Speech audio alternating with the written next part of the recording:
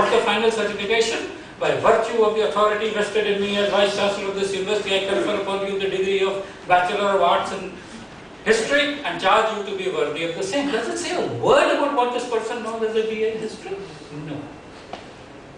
Good framework will actually lay that down. It will lay levels. It will put can-do statements that this person can do this person can do this. And maybe they should also have cannot do statements, because we've had this example of somebody who hired an MTech in computer science and asked him to set up a network.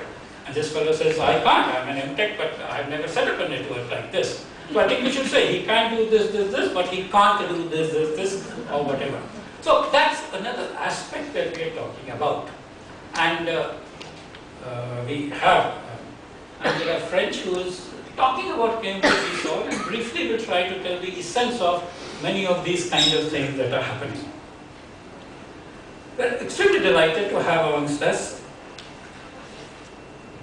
Jacqueline Head, Deputy Vice Chancellor of University of Wales Institute, Cardiff. And what I think is very special about her is that she's the first one I know of, a person in that rank, whose claim to fame is learning and teaching. Typically in a university, people have nothing to do with teaching. The last thing we do it because we don't get salaries unless we take classes. I mean, you look at the prestigious institutions in India, Jawaharlal Nehru University till now does not do undergraduate teaching. Does postgraduate teaching because without that they don't give a salary. But so when you talked about people in higher education learning, whether it's Tata Institute of Fundamental Research or any of these glorious institutions, teaching learning at the university level, nobody talks about it. Where is the thought? I am a great learned man, I choose to share my learning with selected few whom I admit, and whether they've actually learned or not is none of my business. So it's very, very interesting and important. I'm actually personally quite delighted, because to me, the future of education is all about addressing learning and learners. At the school level, there is some lip service to this under B.Ed, etc. But higher education never talked about learning, and never have I seen. I have only known vice chancellors who are known for their contribution in mathematics or genetics or molecular biology or something, and they got a Bhatnagar award or a Padma Shri or something. None of them would write it in the name that I do teaching and learning. They want to be think tank, they want to be policy advisor to the government, with maybe the rank of Minister of State or Cabinet rank or whatever. Policy advice is what they give, thinking is what they do. Teaching, learning and seeing whether teaching, learning is happening or not is something which is far, far from minds of higher education people. And I'm saying this because I have a very interesting background. I come from a very exclusive education system, the IITs. I've also taught abroad. And then I was with the Indira Gandhi University, which was mass education. Our belief is that good education has to be exclusive, mass education is crap, and it's two different societies. And what I am trying to put together is that can we do mass education to high quality, where we can assure Six Sigma like quality, that everybody who's graduated can do what we have said he can do and cannot do what we have said he cannot do. And therefore, people are finally aware. And therefore, we are very, very pleased that she is here, and of course she will be talking about it, and we are in a sense associating organizationally to develop new kind of programs. We have Simon Walker, who's from University of Greenwich. He is from the field of computer, and he'll be talking about some of these issues. I don't want to take over what will be done in the session where people will be talking about them in detail, but I want to try to put together before you a sense of what we are trying to do.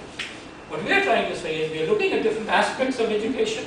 We are looking at global content and expertise, and in a sense saying that you could be residing in any part of the globe and you could get the best of education from all other parts of the globe. And we are trying to move towards that rather than just talk about it and recommend it as policy, etc., etc. Now, this is very, very interesting and important, because this is how the manufacturing industry progressed. Manufacturing industry progressed when they said that this component others can make better than us, so why not use this? This component others can make better from, why not use this? And therefore, outsourcing of component, outsourcing of services, etc. became a part. So we moved away from competition to cooperation. Learning had always been about cooperation. I mean, you can't think of any researcher in isolation. But teaching was kind of related to specific places. There were very rigid laws about something being able to go from one place to the other. I think that is what we are trying to overcome. Let me share that these are not just my thoughts, this is a kind of a global trend that is happening. And it is very, very interesting and important because this is an event where we put school and higher education together. Typically it isn't done. No.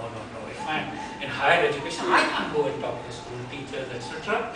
And I think in recent past, although my entire academic innings has been in higher education, I've been going to all over schools now. I've seen schools, small children, class 2 to 5 performing. I've seen class 10 children. I'm talking to teachers.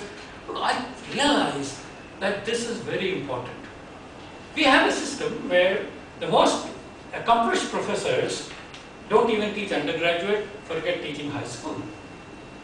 But in the Soviet Union, Landau, who was a Nobel laureate in physics, would actually teach high school children. He would go to high school and teach high school children physics. Now when you read on 25th January 2011, Barack Obama's speech, you see that he has talked about, I'm sure many of you would have read it, but let me share with you. See, for a long time, US was at the forefront of science. I'll come back a little to say that prior to that, Europe and England was at the forefront of science, but let's take the early 1900s. US was at the forefront of science. And in the Manhattan Project, they had made the nuclear bomb. They threw the bomb over Hiroshima and Nagasaki. They had both the fission bomb and the fusion bomb. Russia made these quickly thereafter, and the American analysis of that was very simple. They probably stole all this from us, spies, this, that, KGB, Matahari kind of people, and they somehow stole our secrets. So they were simple. But when, in October 1957, I think it was 6th of October, Russia launched the Sputnik, America really got the shock because they proved that they were ahead. And this is what Barack Obama has referred to as the Sputnik moment, when they found that Russia had overtaken the US. And then of course the US decided they'll put man on the moon. And that's how NASA came, new things came, and they regained world leadership. So Barack Obama on 25th January does talk about the Sputnik moment and tries to talk about reviving that kind of a challenge. And whereas John Kennedy had talked about putting man on the moon, Barack Obama has talked about replacing oil with other energy sources and is going to give it the same thrust. That's fine.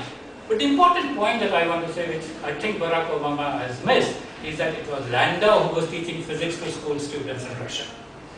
Unless we have the best of brains and the best of qualifications available to the last, poorest, isolated school children, we are not going to get this.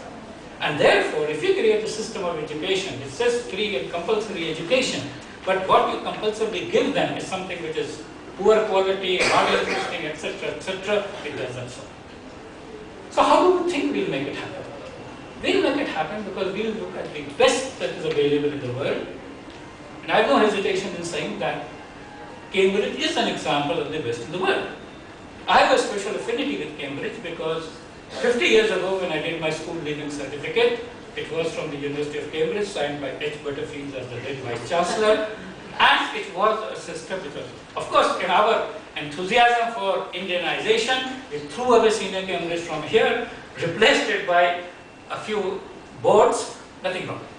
My next brush with Cambridge is about 10 years later when I did my PhD thesis, and my thesis examiner was Sir Neville Mott, who was again Cavendish Professor of Physics in Cambridge. He had recommended my PhD.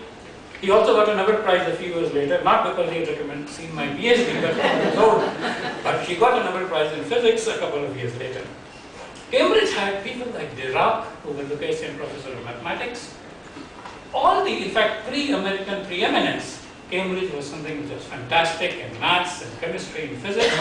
Go back much earlier, 1600 or so. Cavendish, and those of you who are talking school chemistry, Cavendish is the person who identified hydrogen as a distinct gas, and that water is made of hydrogen and oxygen.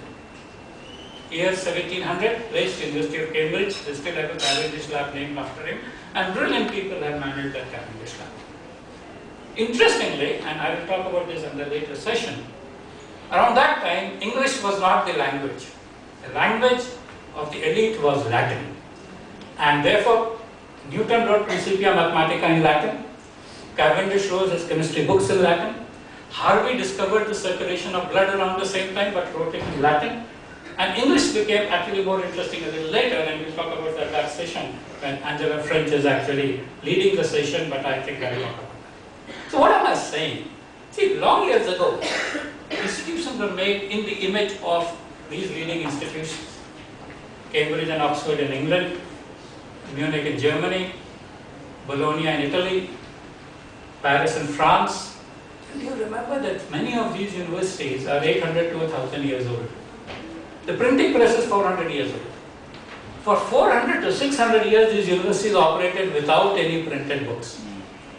Now, what I'm trying to say is, that is why it had to be a very exclusive education. That is why you had to be in that place, you had to be in that class, you had to be there to benefit from that knowledge. Today, it is no longer so. Today, because of the amount of stuff that is available, and much of it is now available free, any student in the world who is motivated can have access to the best learning provided by some of the best institutions, including MIT and so on and so forth. He may not get the certificate from that university until he pursues the required things, but accessing knowledge is easier. And I now like to quote Bill Gates, who around August 2010 has said that the best of education in 5 years from now will come from the web. And we want to be among the providers of that best of education.